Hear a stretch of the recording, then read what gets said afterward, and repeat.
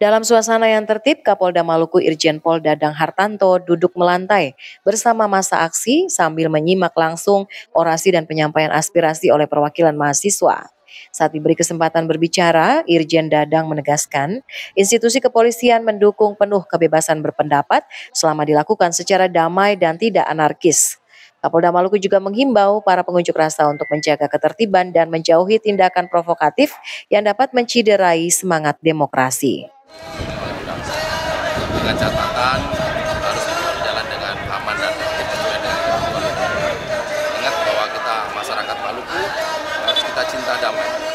Yang merawat Maluku itu adalah kita. Boleh menyampaikan pendapat sesuai dengan ketentuan, menyampaikan aspirasi, tapi satu tujuan kita, memajukan wilayah.